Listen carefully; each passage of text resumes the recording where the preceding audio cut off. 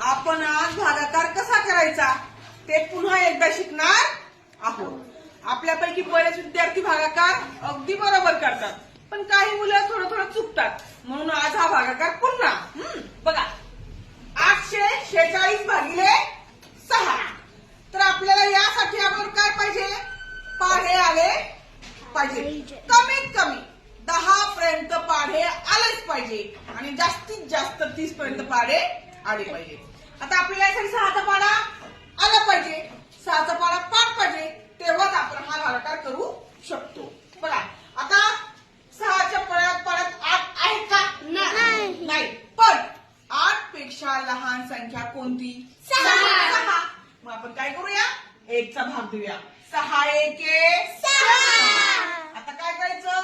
8 मधून 6 गेले 2 राहिले. आता वरून घेतले 4. 24 झाले. मग 6च्या पाढ्यात 24 आहेत का? 6 चोक 24. मग कितीचा भाग गेला? 4चा. 24 मधून 24 गेले 0. आता वरून घेतले 6. आता 6च्या पाढ्यात 6 आहेत का? हो आहे. 6 एके 6. म्हणजे 1चा भाग गेला. 6 गेले 0 राहिले. भाग गेला 1चा. किती आला रे भागाकार बाळांनो?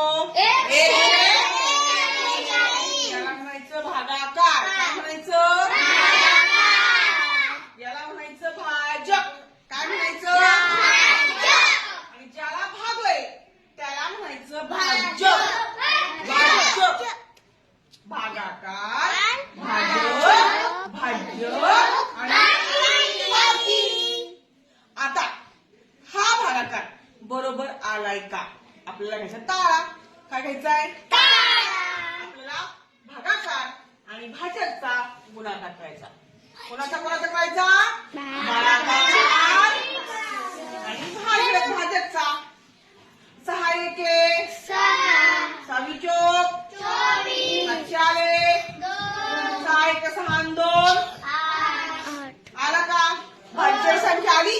आता इथं बाकी 0 आहे. बाकी 0.